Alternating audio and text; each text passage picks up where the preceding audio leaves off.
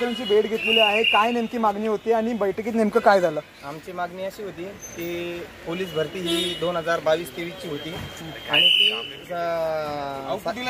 ती मागणी आहे ना, म्हणजे पोलीस भरती 22-23 होती आणि ती 2024 मध्ये ते घेत होते. तर आम्ही 2022-23 मध्ये पात्र होतो. तर त्यांनी ते सरकारचे थोडे हे असल्यामुळं, मराठा आरक्षणाचा ते मुद्दा असल्यामुळं त्यांनी ही भरती 2024 मध्ये घेतली असं, आणि आम्ही त्या 2022-23 ला पात्र होतो असं. आता मुख्यमंत्र्यांनी काय आश्वासन केलं? त्यांनी साहेबांना तिकडे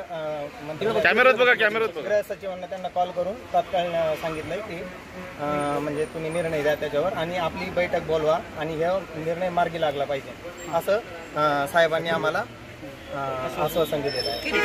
किती मुलं जवळपास 1.5 ते 2 लाख मुलं ह्या भरतीपासून वंचित आहेत. तुम्हाला विश्वास आहे मुख्यमंत्री?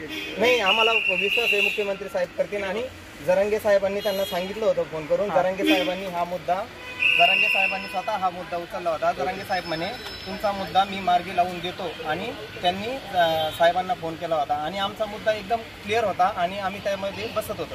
जरांगे साहेबांचं खूप मोठं योगदान आहे यामागं. साहेबांनी आम्हाला खूप मदत केली. भुमरे साहेबांनी खूप आम्हाला मदत केली. संदीपन भुमरेंनी त्यांनी सांगितलं की हे याच्यात पात्र आहेत, यांना साहेब देऊन टाका. कधीपर्यंत होईल काय असं काही मला सांगितलं नाही, तसं काही सांगितलं. तातडीने बैठक म्हणजे बोलवली त्यांनी. त्यांना सांगितलं मी की आता उद्या ग्राउंड चालू होऊ लागलेत, हे भरतीला कुठंतरी थांबवायला पाहिजे. मग काय बोलू, थांबवणार का? नाही, तसं काही बोलले नाही, पण त्याच्यावर निर्णय होईल मध्ये. तुझं नाव सांग, तू काय? मी जिवडे संजय.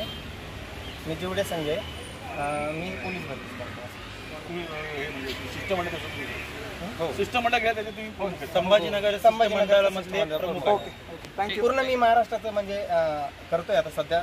मुलांना त्यांचं कुठेतरी नुकसान व्हायला नको त्याच्यासाठी थोडे प्रयत्न, धावपळ चालू आहे माझी, करतोय मी. मात्र बैठक झाली, चर्चा झाली, मात्र अशी एक तारीख किंवा एक दिवस नाही सांगितला की एवढ्या दिवसामध्ये होईल. नाही, तसं काही सांगितलं नाही, पण मग तातडीने बैठक करू म्हणे. जर का नाहीच झालं तुमची मागणी मान्य तर आम्ही त्या उपोषणाला आम्ही परत इथं येणार. आम्ही परत आमची मागणी बरोबर आहे, आम्हाला द्यायलाच पाहिजे त्यांनी. यासाठी नंतर काय गृहमंत्र्यांची भेट वगैरे घेणार आहात? हा, यानंतर गृहमंत्री साहेबांची भेट घेणार आणि मुख्यमंत्री साहेबांची. पण आम्हाला वाटतं मुख्यमंत्री साहेब आमचा म्हणजे मार्ग मोकळा करून निर्णय मार्ग.